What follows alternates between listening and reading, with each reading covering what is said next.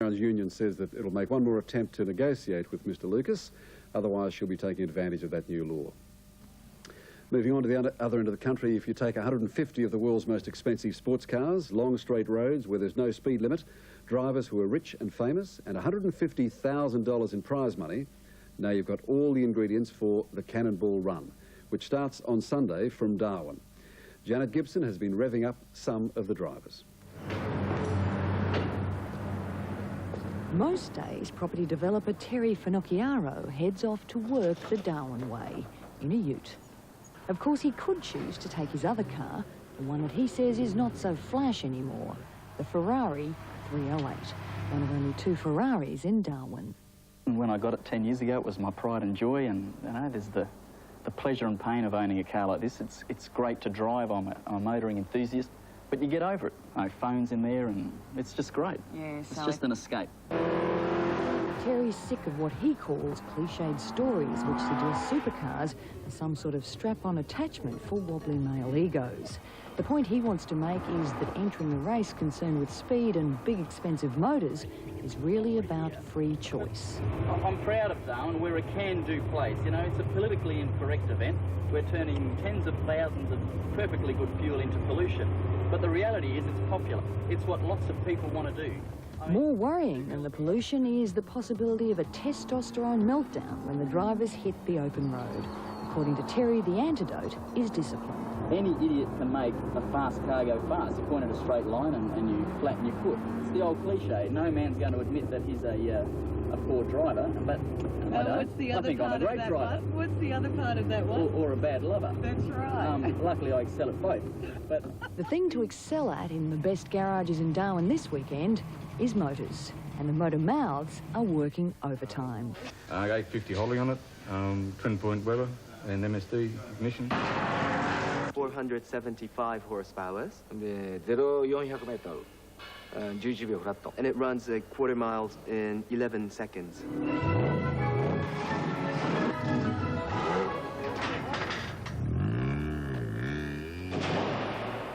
These cars are closer to the owners' hearts than their wives are. I'll get shot for saying that. The man responsible for the cacophony of cars, motorsports ace Alan Moffat. It's a long way away from a Formula One driver who is trying to break the lap record, screaming around it with cars that are got 800 and 900 horsepower. These cars are standard. We didn't permit any competitive vehicles in the event, and as such, it's what everyone drives around town on a regular basis. Well, some of them run on a regular basis. Moffat's put a lot of work into designing the 3,800-kilometre course that will take drivers from Darwin to Uluru and back. But he's quick to point out safety is the premium, and only 25% of the run will be competitive, including the 5 flying miles, where every extra bit of speed will add to the driver's score. That a Ferrari owner is not necessarily a Ferrari driver, and that goes all the way down the field. It's an event that will attract a huge international television audience, particularly in Japan, and after all, theirs is the superstar entry, a rare, lightweight, $1 million special edition Ferrari F40, driven by its owner, Tokyo dentist Akihiro Kabi.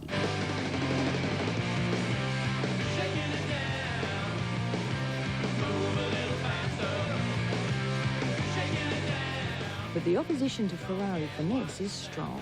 The place is literally swarming with the exotic's natural competitor, American muscle cars. The sort of autos you compliment by labelling them beasts, with a lot of grunt, mate, like the Camaro that Jono and Spike and the local boys have been working on. Or the copy of the rare Shelby Cobra, which of course you'd all recognise as the muscle car of the century. I think in its racing days it was a pig. I mean, it was brilliant in a straight line, passed everything in sight, and when we got to the corners, it didn't want to go around corners. Janet, hand me that 7/16 open-ender, will you? Right, please? yes, OK. Open-ender 7/16. Does that mean big? I haven't got all day. The guy who's the authority on wrenches and the owner of that enviable hubcap collection is one of the main reasons this race is going ahead. The only driver in town allowed to use the Leary chief number plates, Northern Territory Chief Minister Marshall Perrin. Of course, there is one other very good reason the speed freaks have flown north. The point at which the cars start to fly, because what this means is that from here on in, speed is unrestricted. if it was reduced to, say, 110 k's, I believe road fatigue would be a very, very large contributing factor in road accidents in the Territory. According to Ray Grimshaw from the Northern Territory Automobile Association, the main problem with Territory roads is that they're so long and straight. The most dangerous thing that happens is you fall asleep. He's happy with the Cannonball safety preparations, but he says they'll never be able to completely guard against nature. We had a horse on the track at Bathurst last 12 months ago on the James Hardy 12-hour run. Is that true? Experience as a leading international superbike star, as well as recent successes at Bathurst, have prepared Greg Hansford for most things. But we have to use our brains as well as your right foot to win this event because, as I said, it's a long way. If you ruin the car on the first day, well, you're not going to be there on the second. He's driving Australian muscle, and if that still doesn't mean anything, just think of it as a very fast Concorde. This is called opening up, isn't it? Sounds good. Janet Gibson getting a taste of the fast lane there. Next we catch up with a woman who takes life at a far more relaxed pace.